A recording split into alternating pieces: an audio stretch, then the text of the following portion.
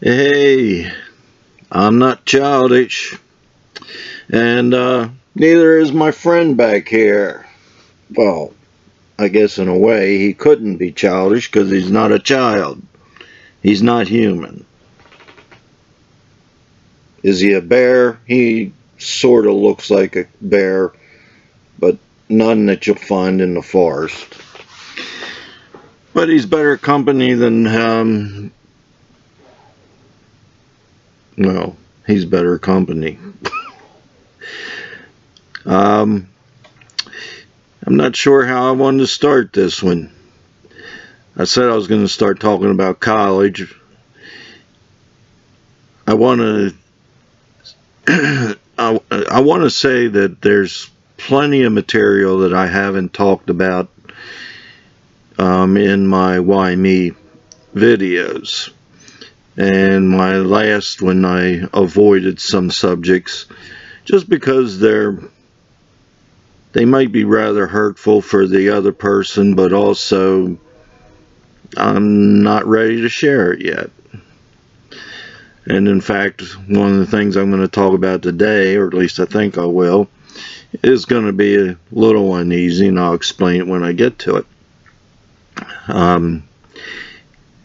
So I'm nearing the end of my senior year at high school, and although I don't know how, but I ended up going to college.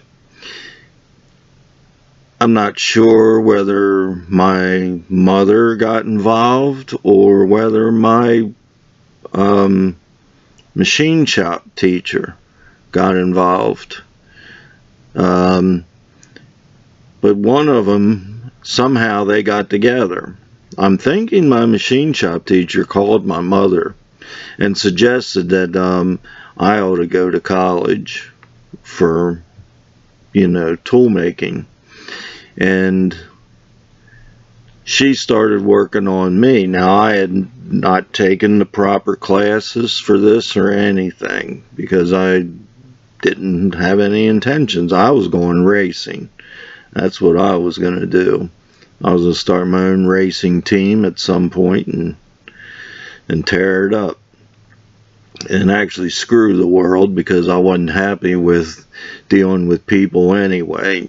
So, but she started talking to me about it and convinced me that I needed some way to feed my habit. And that's the way I remember her saying it.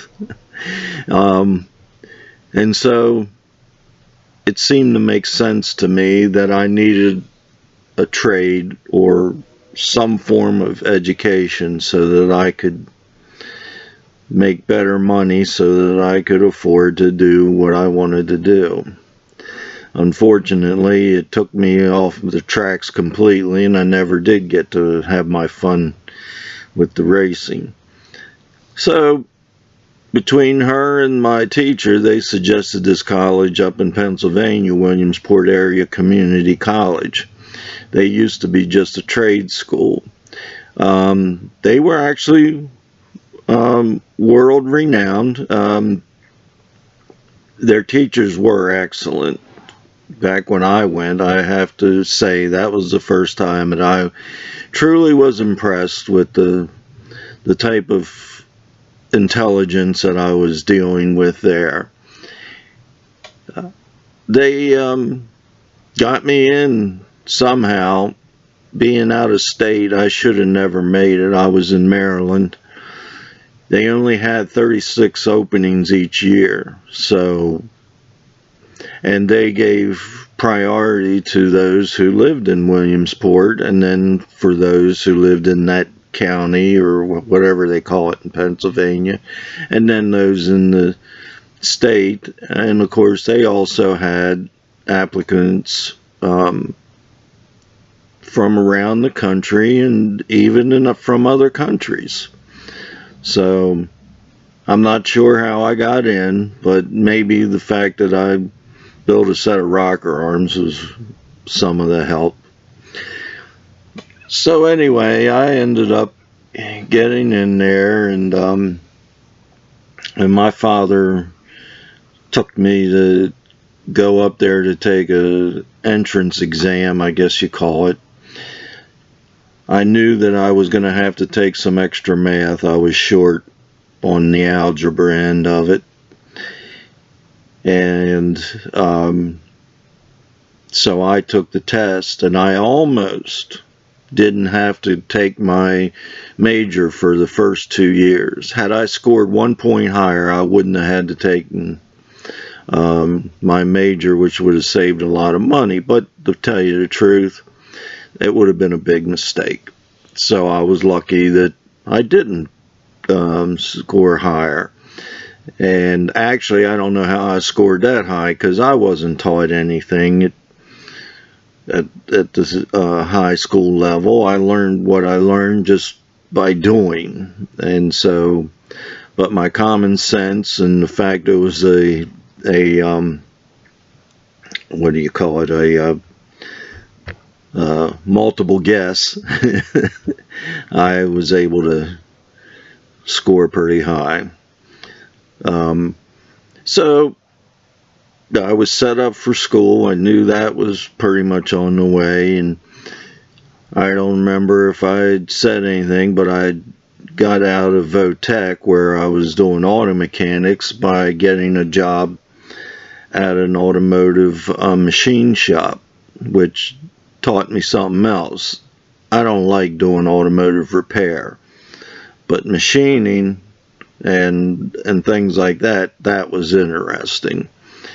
So I was working there, and somewhere along the way in the summer, I got a date with this girl that was, you know, popular. She had a pair on her that just wouldn't quit. And the guys were everybody down there at the shop, even though it was in Westminster, and I'm going to a school that from Tawnytown, everybody seemed to know this girl. And so they were teasing me and all that about this date that I was going on with her. And I can tell you that we went out, we went to a carnival, and I cannot remember actually ever saying anything to her. I mean, that's how poor of a communicator I was. I didn't know what I was doing. I had some beer with me. We walked around. I don't even remember going on a ride. And then we left. And somehow we ended up on a dirt road. And we went at it, I'd say like rabbits, but that really wasn't the case. But it was a long time. Water was running down the inside of the windows. I don't know why we got hooked up together.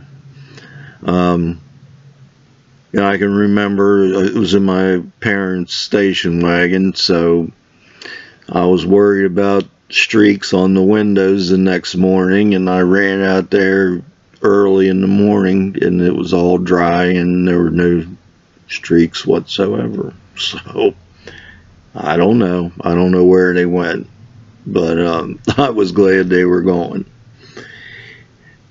But I think I talked about this and other things, that I think God's always letting me know when I've crossed the line.